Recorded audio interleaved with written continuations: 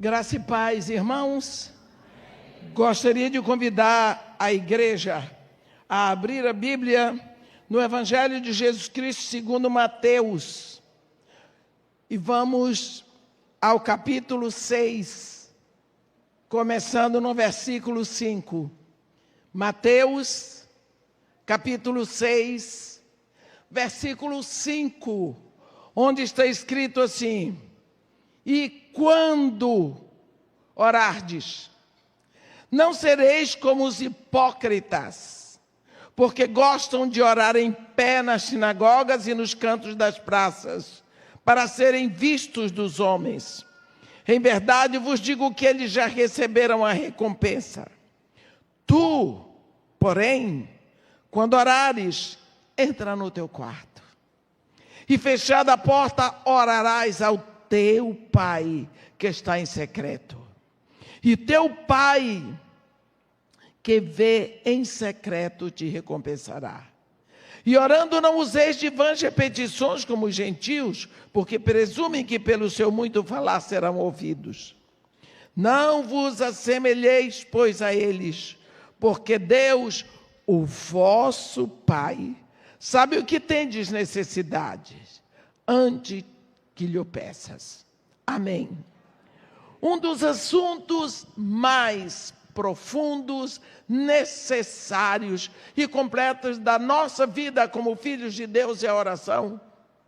Porque filho que não fala com o Pai, filho que não ouve o Pai, que tipo de filho é esse?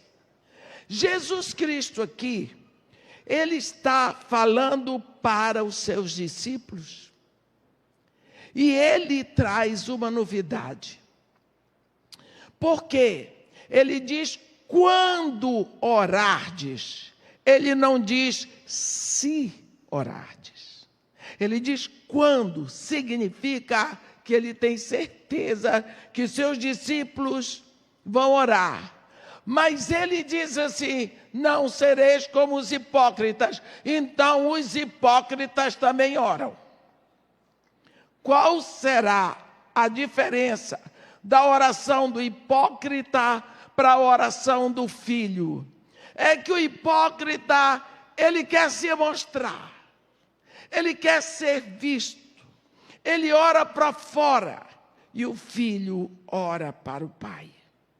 Mas, um dia, como é isso de oração? Um dia os discípulos de Jesus Cristo disseram para ele: Mestre, ensina-nos a orar.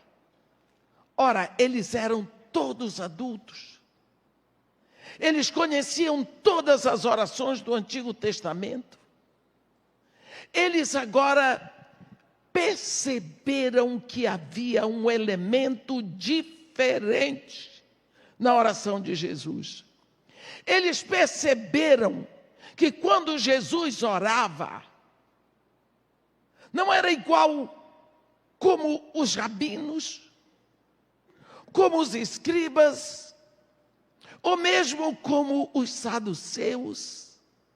Existia um elemento novo, tinha aquela coisa que eles não sabiam explicar. Então eles disseram: Mestre, ensina-nos. Nós queremos isso aí que o Senhor tem. E Jesus Cristo, com muita tranquilidade, do jeito que Ele é, Ele diz: tudo bem. Quando orardes, dizei, é para dizer: Pai nosso que estás nos céus. Meus irmãos, eu queria estar lá para ver o resultado disso. Você pensa que aquela palavra de Jesus Cristo, quando orardes, dizei, Pai, aquilo, pá, foi uma bomba na cabeça daqueles discípulos. O quê? Eu posso chamar a Deus de Pai? Jesus disse: toda gente, qual é o problema? Pai. Eles conheciam as orações do Antigo Testamento, mas eles nunca viram um profeta, um sacerdote, um patriarca, Nem Davi, que tinha o coração semelhante a Deus, chamou a Deus de pai. Moisés, que falava com Deus face a face, não chamou Deus de pai. Abraão, que era amigo de Deus, não chamou Deus de pai. Era, ó Senhor Deus Todo-Poderoso, Deus de Abraão, de Isaque e de Israel. Existia reverência, mas existia um distanciamento. Mesmo sabendo que Deus ouve, mas existia um distanciamento. Agora Jesus Cristo chega com essa novidade. Quando orardes, dizei, Pai. Como que eles iriam chamar a Deus de Pai? Pai é alguém muito íntimo. Pai, nós sentamos no colo. Pai, tem mãos que afagam, abraços. Pai, tem mão que puxa a orelha e que dá palmada. Pai, como eu vou chamar a Deus de Pai? Jesus disse, quando vocês estiverem juntos, vocês digam Pai Nosso. Mas tu, sozinho, entra no teu quarto, fecha a porta e ora ao teu Pai em secreto. E o teu Pai que te ouve em secreto te recompensará. Pai. Pai. Eu queria falar hoje com os irmãos sobre isso. Aqui em Apocalipse, no capítulo 8, nós vamos ver um momento tão específico sobre a nossa oração, nós que somos filhos. A Bíblia diz, quando o Cordeiro abriu o 7º selo, fez silêncio no céu cerca de meia hora. Então vi, aqui João viu, porque às vezes ele diz eu vi, às vezes ele diz eu ouvi, às vezes ele diz vi e ouvi. Aqui ele viu, João está presente, ele diz então vi 7 anjos que se acham em pé diante de Deus e lhe foram dadas 7 trombetas. Veio outro anjo, que não fazia parte do grupo desses 7. Esse outro anjo, ele ficou em pé junto ao altar, com um incensário de ouro, e foi-lhe dado muito incenso para oferecê-lo com as orações de todos os santos sobre o altar de ouro que se acha diante do trono. O que é que tinha dentro desse incensário de ouro? As orações de todos os santos. Olha aqui. Olhe bem. E da mão do anjo subiu à presença de Deus a fumaça do incenso com as orações dos santos. E o anjo tomou um incensário, encheu-o de fogo do altar e o atirou à terra. E houve trovões, vozes, relâmpagos e terremoto. Então os 7 anjos que tinham as 7 trombetas prepararam-se para tocar. Vamos ver aqui. Talvez você nunca pensou como importante é a sua oração. Oração dos santos. Quem são os santos? Meus irmãos, nunca Deus deu autoridade para alguém dizer que santo é aquele que morreu e que depois de morrer começou a fazer milagre, porque quando era vivo não fazia. Ora, se eu morro e depois eu posso fazer milagre, o primeiro milagre que eu vou fazer é me ressuscitar. Então, a Bíblia não dá autoridade para alguém pensar que santo é quem já morreu e começou a fazer milagre. Tem santo que já morreu, tem. Quem são os santos? Os santos são todos aqueles que ouviram a palavra da verdade, o evangelho da salvação, creram, se renderam a Jesus Cristo, têm o seu nome escrito no livro da vida do Cordeiro e receberam o Espírito Santo. Vou dar um exemplo.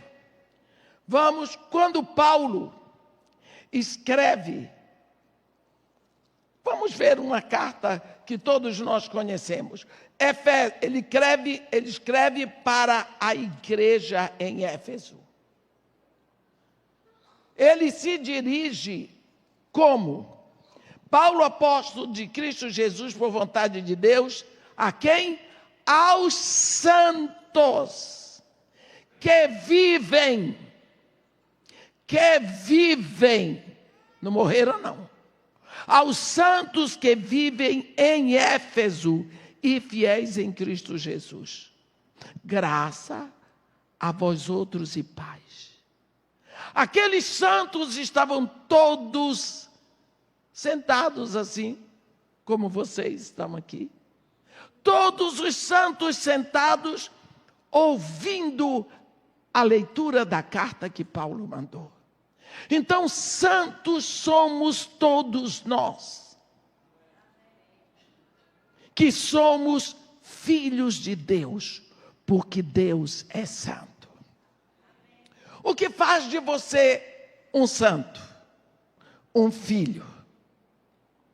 Para ser filho tem que nascer. Vamos olhar aqui uma coisa. O primeiro filho de Adão foi Caim. Mas o segundo foi o abençoado, foi Abel. O primeiro filho de Abraão foi Ismael.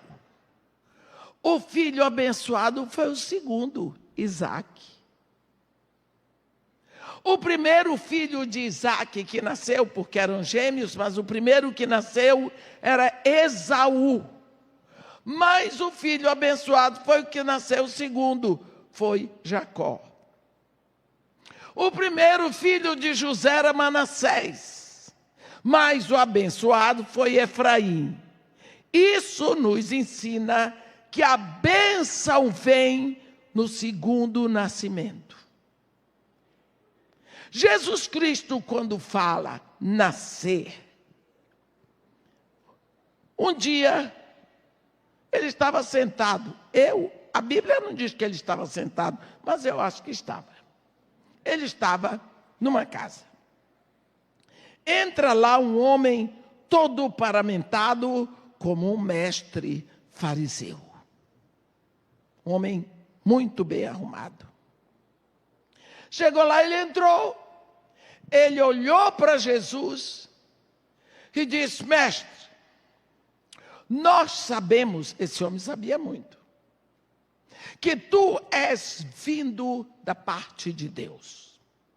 Porque ninguém pode fazer os sinais que fazes se não tiver vindo de Deus. Pronto. Confrontou. O homem sabia muito. Ele não sabia que ele estava falando com Deus. Jesus Cristo é Deus. Jesus Cristo é Deus vestido de homem. Mas ele não sabia que Jesus Cristo é Deus visível, palpável, audível. Mas ele confrontou. E Jesus Cristo sentado, do jeitinho dele, ele disse: em verdade eu te digo, se não nasceres de novo, nem verás o reino de Deus. Nicodemos pensou: e o mestre é doido. Como é que pode um homem adulto nascer de novo? Vai entrar no ventre de sua mãe para nascer de novo? Jesus Cristo disse: oh, Nicodemos, tu és mestre em Israel, tu não sabes dessas coisas. Olha, Nicodemos, olha o vento. O vento existe. Tu sabes como está ventando. Tu sabes de onde veio o vento? Tu sabes para onde ele vai? Assim são todos que são nascidos do Espírito. Isso é algo que não dá para você compreender. Nicodemos, o que é nascido da carne é carne. O que é nascido do Espírito é Espírito. Quer dizer, qualquer criança sabe, ouve e compreende essa pregação. O que Jesus estava dizendo? Se nascer da vaca é bezerro. Se nascer da cadela é cachorro. Se você nasceu do ventre da sua mãe, você é um ser humano. Então, para ser filho de Deus, e Deus é Espírito, tem que nascer do Espírito. Eu fico imaginando a cabeça de Nicodemos, coitado, com uma conversa dessa. Porque para nós hoje é fácil, mas coitado do Nicodemos. Como que isso acontece? A Bíblia diz que o propósito de Deus para nós não é salvação, é santificação. Porque a palavra de Deus diz em Efésios 1, Deus nos escolheu em Cristo antes da fundação do mundo para sermos santos, não é para sermos salvos. Só que ninguém pode ser santo se antes não for salvo. Então Deus nos salva porque a Ele pertence a salvação. Está escrito Jonas 2, versículo 9.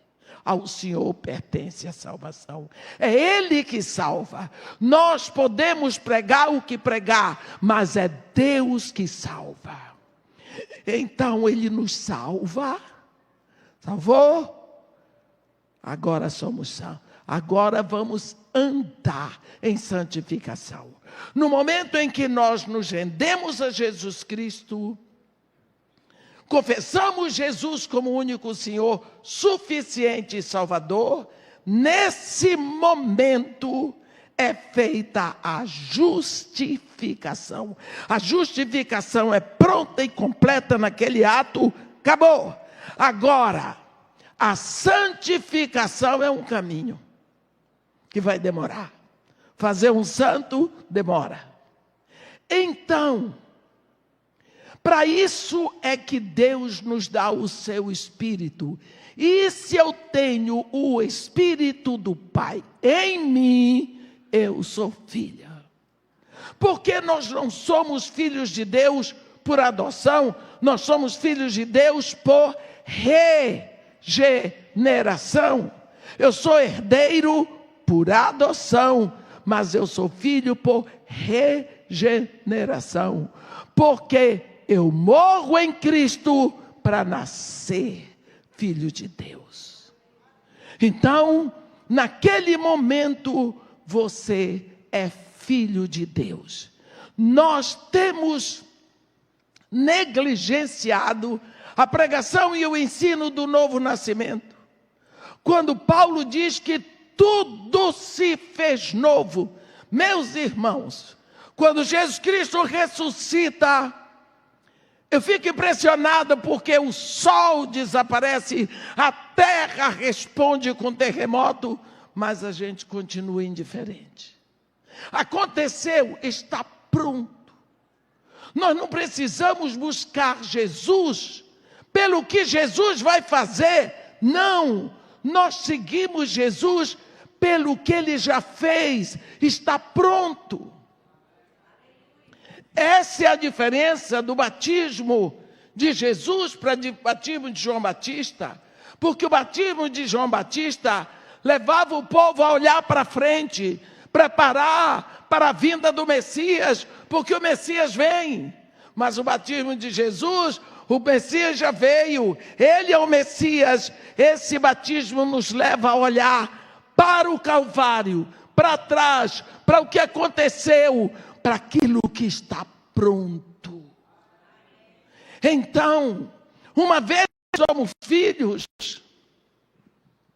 nós podemos chegar com facilidade, com confiança, diante de Deus e dizer: Pai.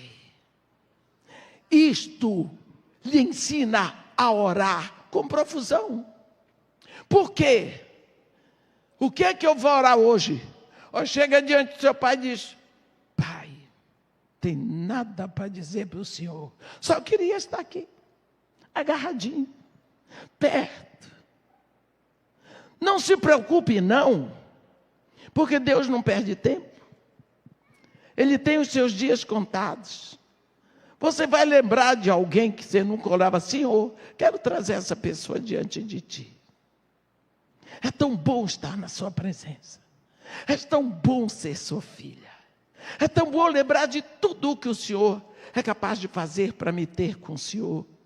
Você está orando. É a oração de filho. É a oração da intimidade. Porque você chega lá, você é filho, você tem acesso. Isso faz de você o quê? Sacerdócio santo. No capítulo 2 da primeira carta de Pedro, no versículo 5 ele fala de sacerdócio santo. No versículo 9 ele fala de sacerdócio real. Então você exerce os dois momentos do sacerdócio. Quando você vai diante do Pai para ministrar sacrifícios agradáveis a Deus por intermédio de Jesus Cristo, você é sacerdote santo.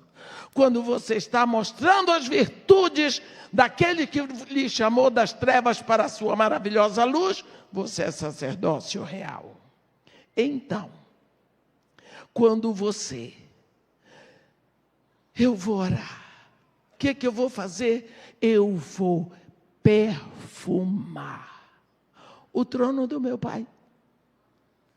Porque toda a oração do santo, ela vai ser preparada para perfumar o trono do Pai. Porque a sua oração sobe. Mas tem oração que não sobe? Tem.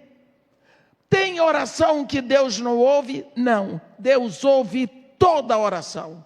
Deus ouve o pio do pinto, o cucucu da coruja.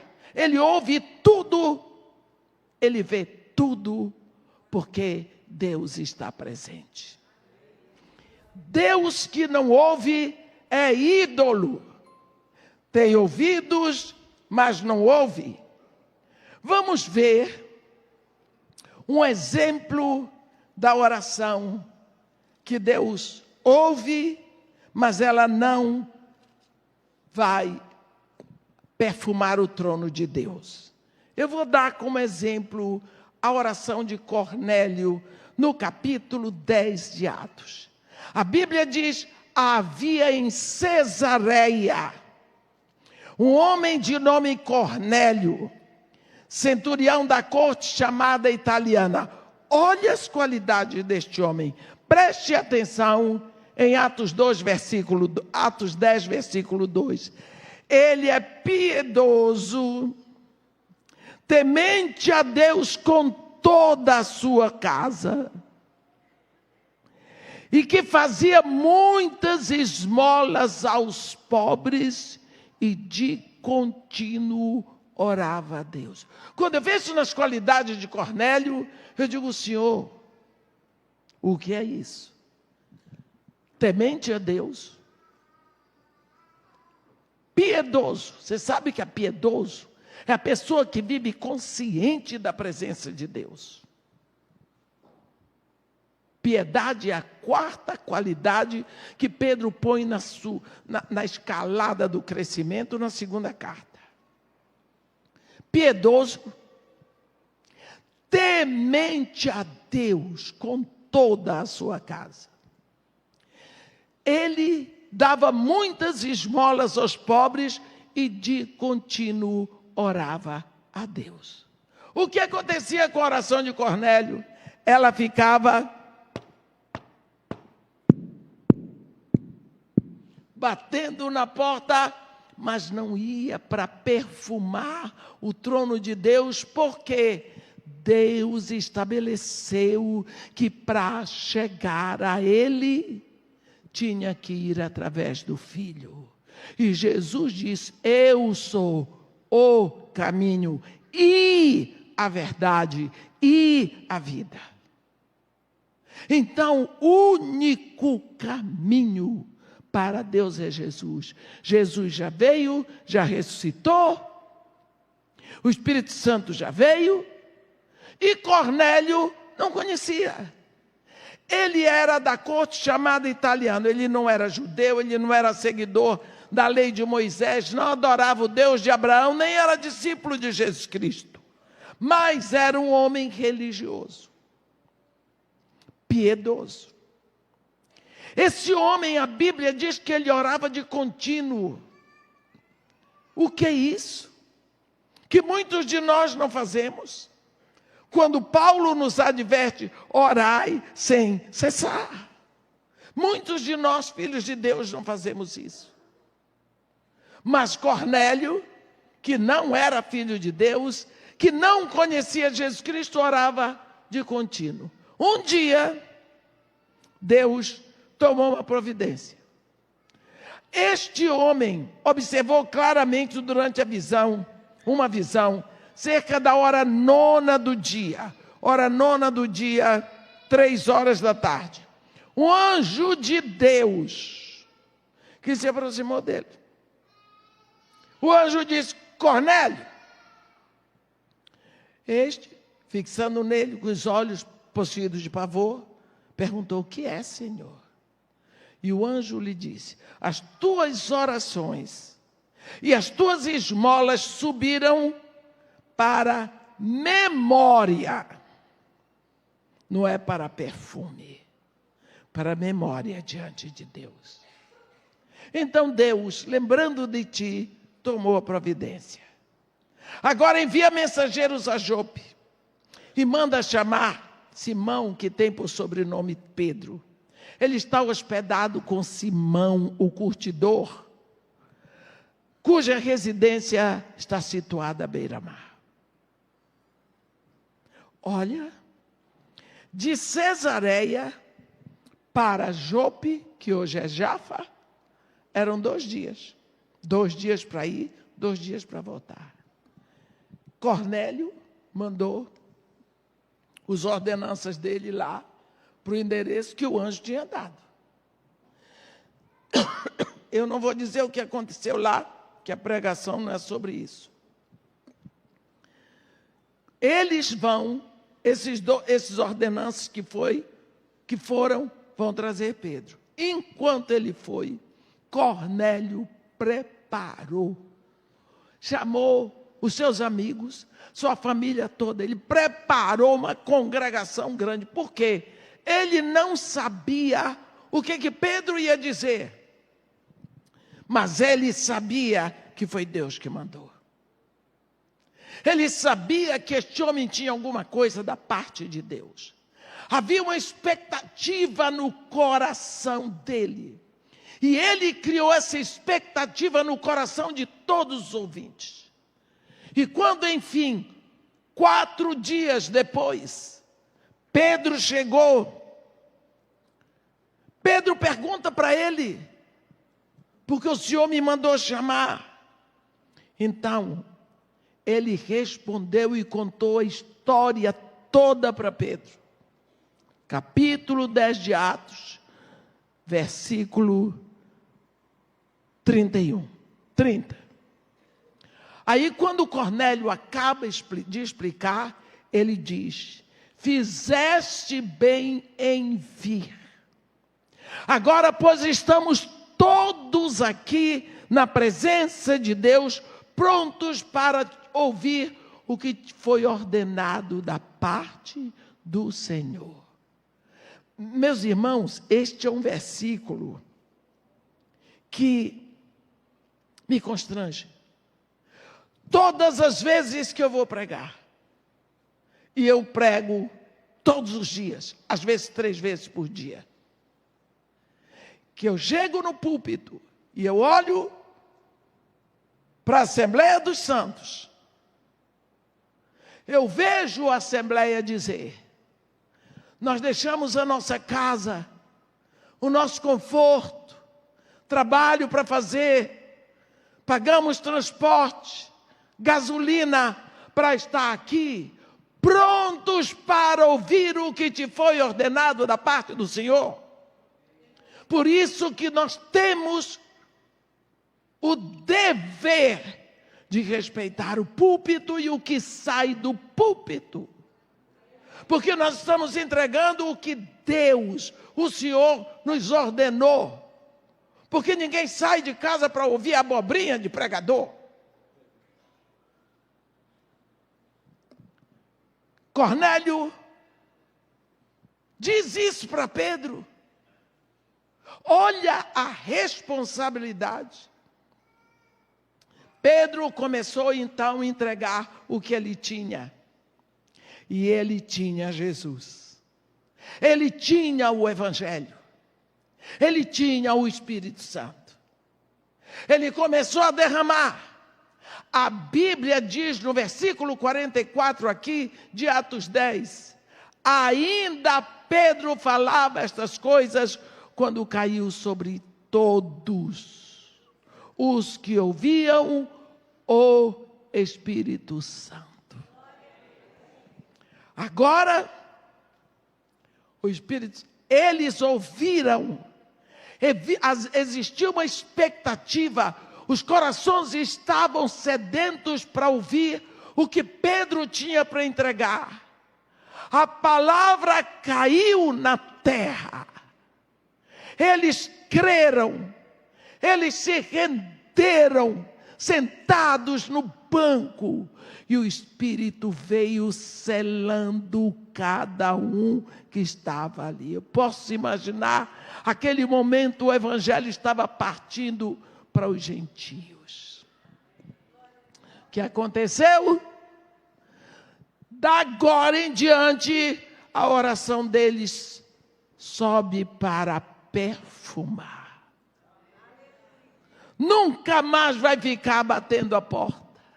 Porque agora eles são filhos. Agora começa ali a primeira congregação verdadeiramente gentia na casa de Cornélio. Olha como Deus trata a oração. Quantas pessoas dizem para mim: mas irmã, a minha avó, ela não era crente, mas ela era uma pessoa tão boa. Eu ainda não ouvi falar de uma avó que seja ruim. Né? E é que nem neto feio, não existe. Neto feio é só o dos outros. Né? A minha avó era boa. A minha avó, ela fazia muita caridade. Ela distribuía cesta básica. Ela ajudava os pobres. Graças a Deus.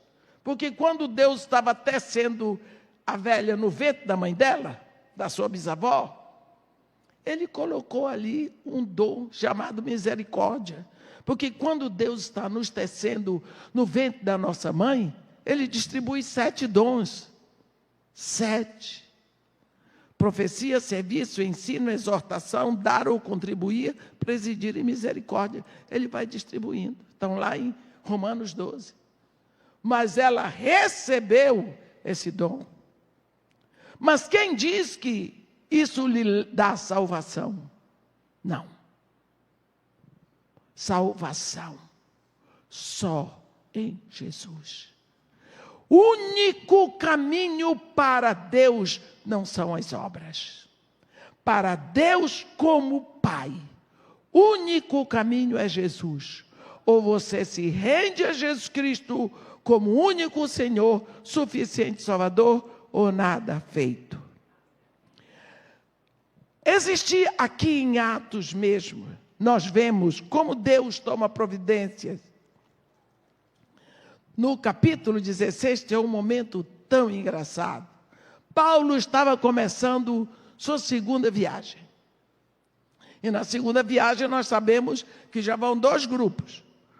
Barnabé vai com João Marcos por Chipre, Paulo toma Silas e desce por Tarso, ali mesmo na Cilícia.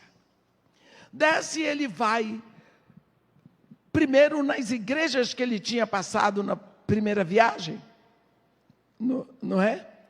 Para entregar a carta que ele tinha trazido de Jerusalém, do concílio, dizendo que o ministério dele estava consagrado e que os deviam fazer os gentios agora. Então, quando ele acabou de passar naquelas primeiras igrejas que ele foi, Icônio, Listra, Derbe, então ele agora segue. Na cabeça de Paulo, tinha assim, vou para a Ásia. Ele só pensava em Ásia.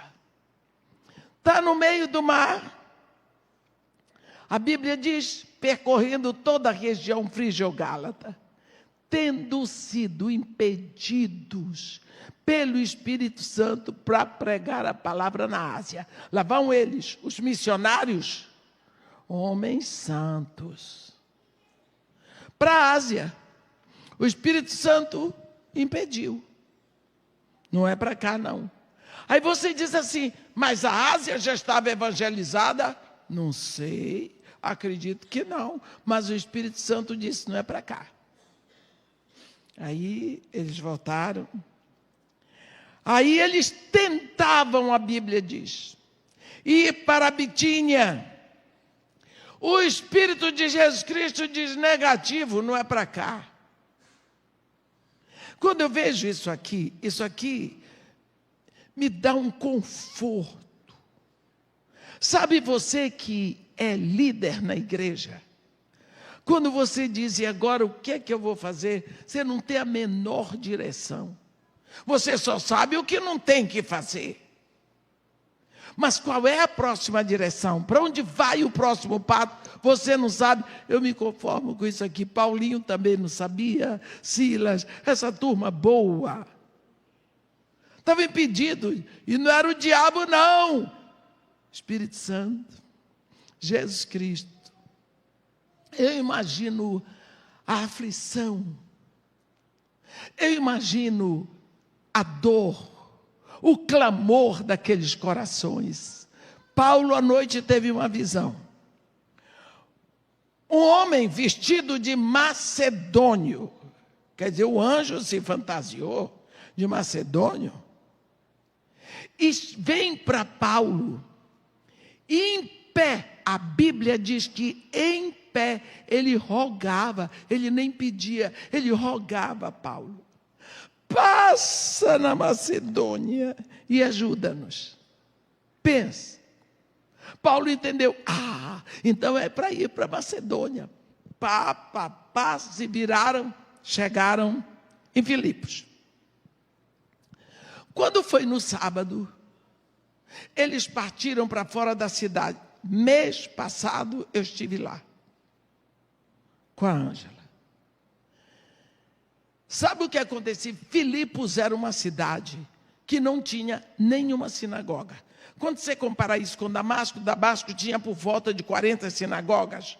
Mas Filipos não tinha nenhuma, porque para ter uma sinagoga precisa haver pelo menos 10 homens versados na lei e nos profetas. Mas não tinha. Então os poucos judeus que tinham naquela cidade, eles saíam da cidade para o lado de fora, onde havia um rio, e ali foi criado um lugar de oração para os judeus. Os poucos que existiam se reuniam ali fora da cidade, às margens de um rio pequeno. E lá tinham umas mulheres que se reuniam para orar. Oravam como se orava no Antigo Testamento. Não, a oração delas batia, Deus ouvia, mas não vinha diante de Deus, porque não vinha através de Jesus. Mas a mulherada orava. A mulherada orava.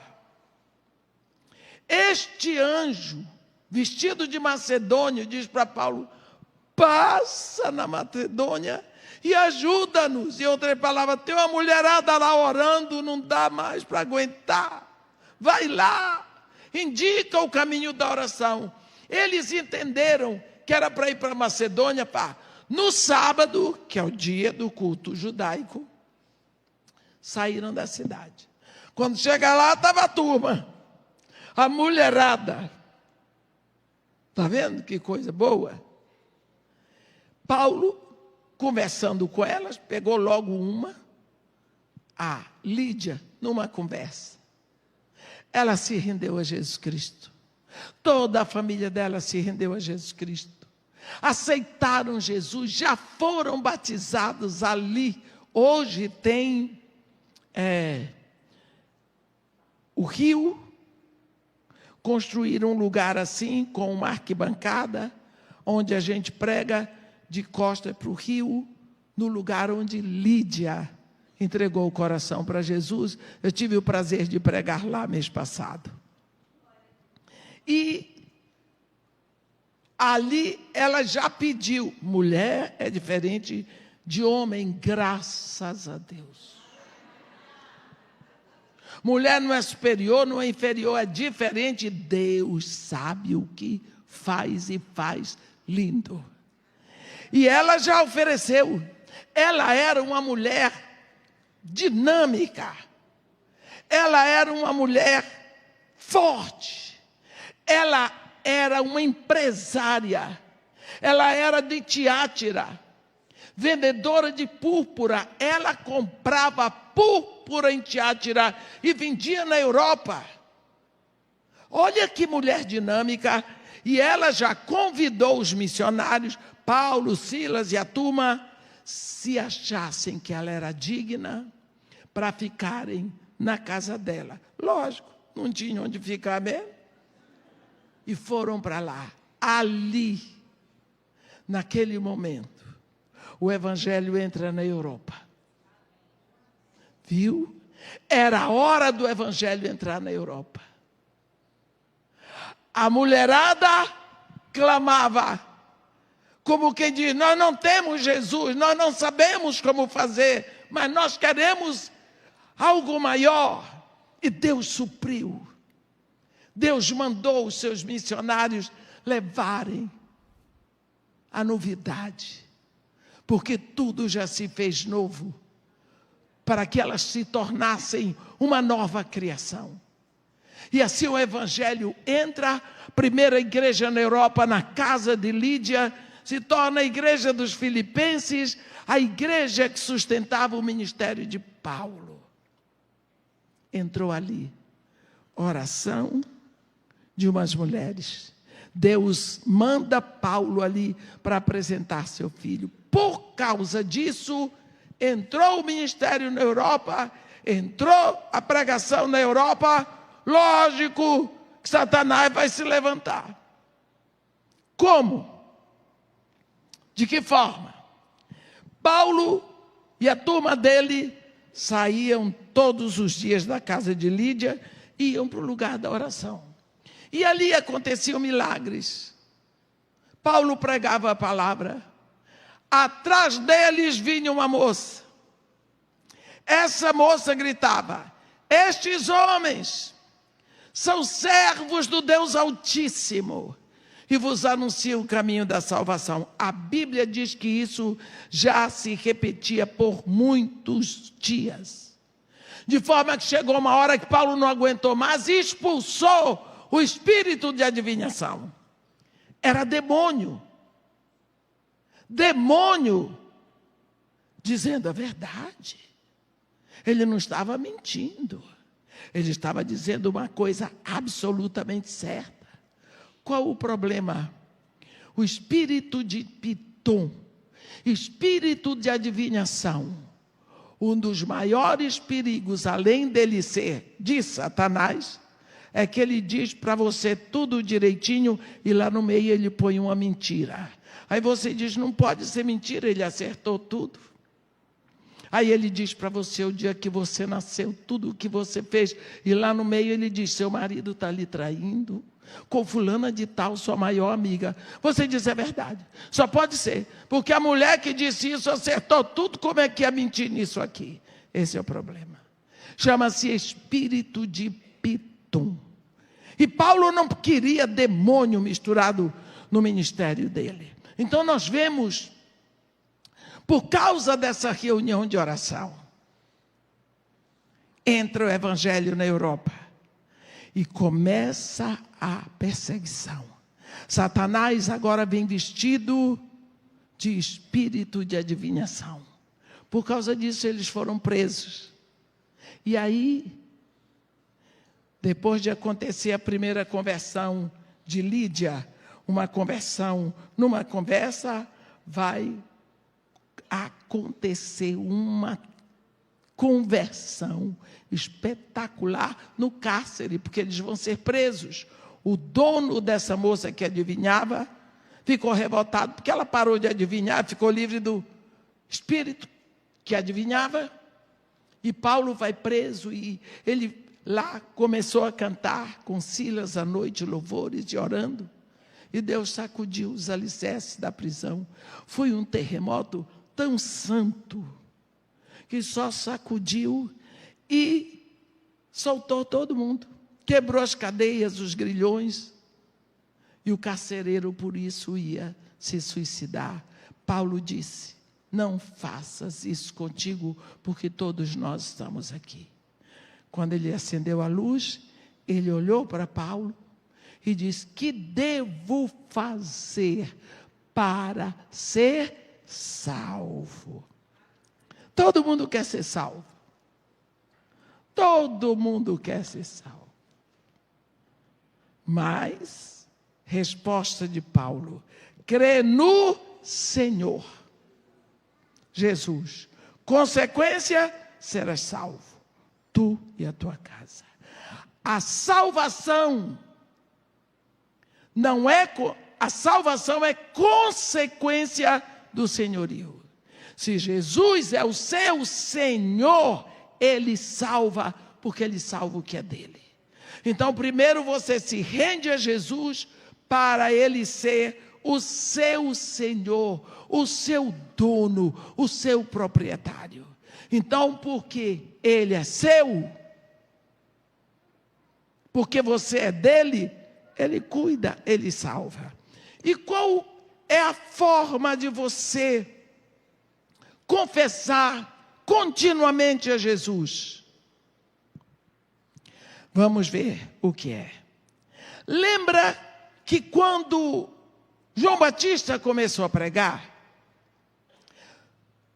no deserto da Judeia, ele dizia, arrependei-vos, porque está próximo o reino de Deus. Arrependei-vos. Daqui a pouco, ele vai preso, decapitado. Jesus começa lá na Galileia. Como é que Jesus começa a pregar? Arrependei-vos, porque está próximo o reino de Deus. No dia de Pentecostes, quando Pedro fez o seu sermão, o povo com o coração compungido disse, e agora? Que faremos? Resposta de Pedro, arrependei-vos, crede no Senhor Jesus, recebereis o dom do Espírito Santo. Jesus, a Bíblia diz no Evangelho de Lucas, capítulo 24, mandou que se pregasse arrependimento para o cancelamento dos pecados. Significa, se não tem arrependimento, os pecados não são cancelados. Então nós vemos que esse assunto arrependimento é um assunto sério. É um dos pilares da sã doutrina da igreja, da nossa fé cristã. Nós falamos novo nascimento. Vamos lembrar agora do arrependimento. Você pode dizer, irmã, mas quando eu ouvi a palavra da verdade, eu me rendi a Jesus, Eu me arrependi dos meus pecados. Glória a Deus. Glória a Deus. Você ouviu o Evangelho. Você se arrependeu dos seus pecados, da sua vida pregressa e errada. Naquele dia que você confessou Jesus como único Senhor, suficiente Salvador, seu nome foi escrito no livro da vida para a eternidade. Deus lhe transportou do império de trevas para o reino do Filho do seu amor. Você foi feito filho de Deus. O Espírito Santo lhe foi dado. Nunca mais vai entrar em julgamento. Passou da morte para a vida. Filho de Deus. Tudo bem. Acabou? Não. Não. Por quê? O arrependimento, meus irmãos, é ato contínuo. Vamos ver. Onde está escrito isso na Bíblia? Primeiro vamos ver. Primeira carta de João. Capítulo 2, ele começa assim. Filhinhos meus, eu vos escrevo estas coisas para que não pequeis. Se, todavia, alguém pecar, tendes advogado junto ao Pai Jesus Cristo, o justo. Quando João escreveu essa carta, ele escreveu para pessoas como nós. Ele escreveu para filhos de Deus, ele escreveu para a igreja. Ele diz, eu vos escrevo essas coisas para que não pequeis. Se, todavia, alguém pecar. O que significa? O pecado não é uma prática da nossa vida. Aquele que é nascido de Deus não vive na prática do pecado. Mas o pecado pode acontecer como um acidente, por causa da nossa natureza pecaminosa. E aí como é que fazemos? Jesus Cristo. Ele é o nosso advogado. O que é que Jesus Cristo diz a respeito disso? No capítulo 13 do Evangelho de Jesus segundo João, há um momento em que Jesus estava sentado à mesa com seus discípulos e de uma hora para outra ele teve um insight, assim. E a Bíblia diz, sabendo Jesus que todas as coisas o Pai colocou em suas mãos, ele pensou, eu sou o Senhor dos céus e da terra. Eu sou o Senhor de todo o universo. E sabendo que ele viera de Deus, ele conhecia a sua origem. E sabendo que ele voltava para Deus, ele conhecia o seu destino. Com tudo isso, ele levantou, tirou a capa, pegou uma toalha, botou no ombro, uma bacia encheu de água e começou a lavar os pés dos discípulos. Quando chegou na vez de Pedro, Pedro disse para ele, Senhor, tu me lavas os pés a mim? Pedro chamou a atenção de Jesus. O que é isso? Você está exagerando agora. Tu me lavas os pés a mim? E Jesus disse para ele, olha Pedro, o que eu faço não sabes agora. Compreendê-lo-ás depois.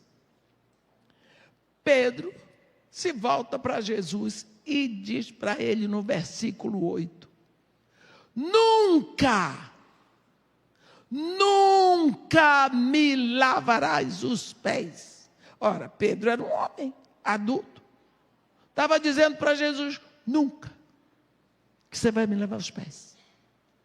Jesus Cristo, que estava ali abaixadinho, pronto para lavar os pés de Pedro, ele olhou assim no rosto de Pedro e disse, esta palavra que está escrita, se eu não te lavar, tu não tens parte comigo.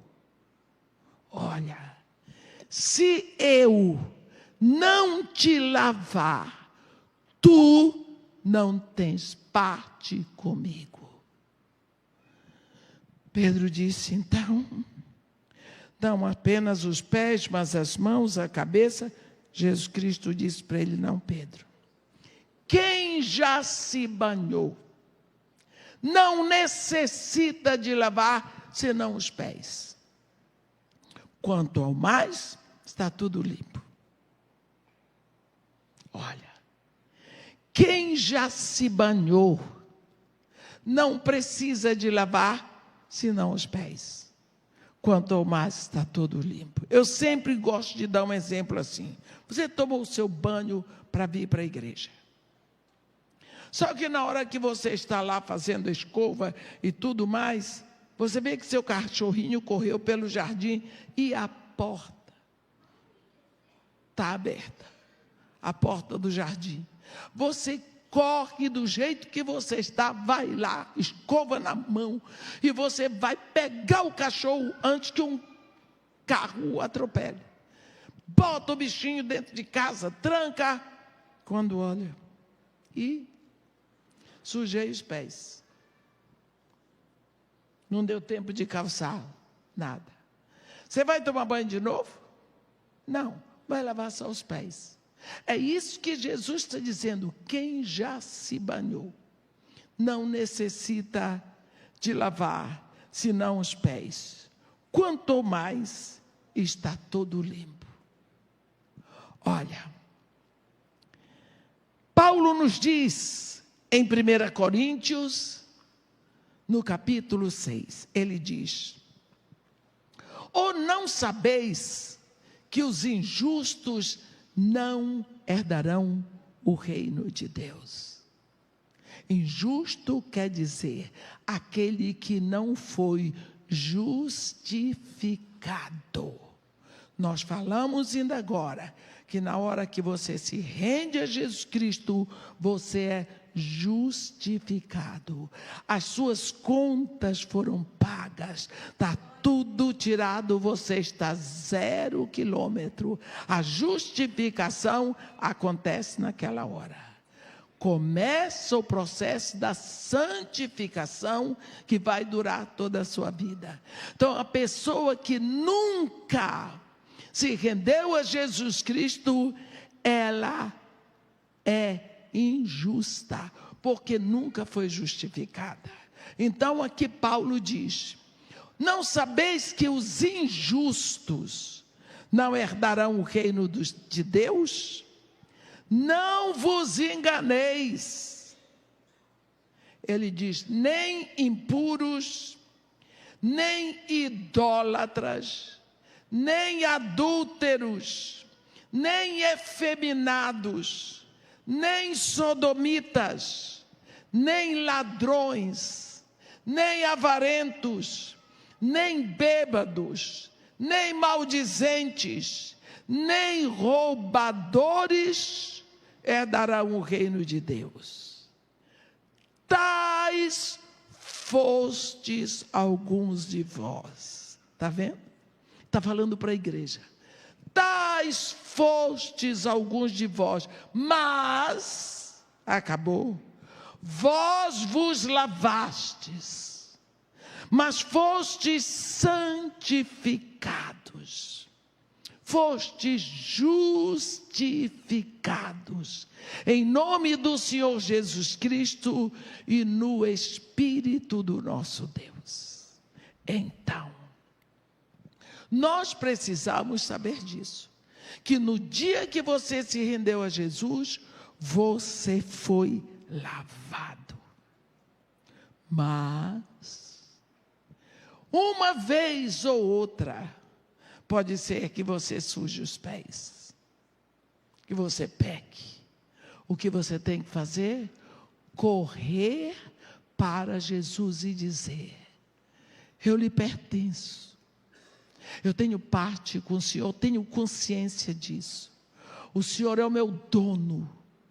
O Senhor é meu proprietário, o Senhor me pagou. O Senhor me comprou com o seu sangue. Eu estou aqui porque eu pequei. Nós precisamos saber que pecado, fulano não errou, ele pecou. Errar, eu posso errar um caminho, mas pecou. Pecado é ofensa a Deus. Erro não é ofensa a Deus, mas pecado. Nós temos tratado o pecado com muita leviandade, meus irmãos. Nós precisamos ir a Jesus, por quê? Porque fica um rombo na nossa vida. Rombo. Filho de Deus com um rombo que dá lugar ao diabo. Paulo diz, não deis lugar ao diabo. Quando é que eu dou lugar ao diabo? Quando eu deixo pecado na minha vida. Jesus Cristo diz, se eu não te lavar, tu não tens parte comigo. Então, quando eu sujo os meus pés, no sentido, quando eu peco, eu tenho que correr para Ele me lavar. Essa questão de arrependimento é muito sério na igreja. Nós não temos levado em consideração que nós temos isso a nosso favor, porque nós somos filhos de Deus. Quantas vezes nós não paramos para revisar a nossa vida? Ficamos tratando o pecado com leviandade e às vezes nos acostumamos com eles. E tem até pecadinhos prediletos. Pecados sem os quais não dá para você viver. Você se sente, você fica refém do pecado. Por quê? Porque você nunca vai diante de Deus para Jesus lhe lavar os pés. O pecado fica crônico. Meus irmãos, pecado gera morte. Morte. Nós precisamos saber disso. O Filho de Deus já foi morto para que você não precise viver na morte. Quando nós pensamos oração, a oração é o momento que nós chegamos para o nosso Deus e dizemos, Pai. E diante de Deus, a sua presença incide sobre nós a santidade. E na clareza da sua presença, o pecado, a sujeira que está em nós, ela fica exposta. O Espírito Santo em nós, ele não acusa pecado. Satã é uma palavra grega que significa acusador. O Espírito Santo não acusa, ele convence para lhe ajudar. Portanto, meus irmãos, de hoje em diante, não chame Deus de Deus, chame de Pai. Como Jesus Cristo nos ensinou. Ninguém conhece mais ao Pai do que o Filho e o Espírito. E se o Filho nos disse para chamarmos a Deus de Pai, é porque o Pai quer ser chamado assim. Use e abuse desse título. Pai. Pai. Ele é seu Pai. Em Jesus Cristo, deixa esta consciência e tomando conta do seu coração. E cada vez que você orar, você tenha prazer em dizer, Pai, eu quero que minha oração perfume a tua presença. Eu estou aqui, Senhor, para perceber que eu sou teu filho. Amém? Que Deus nos abençoe e nos guarde. Que faça resplandecer seu rosto sobre nós. E tenha misericórdia de todos nós. Amém.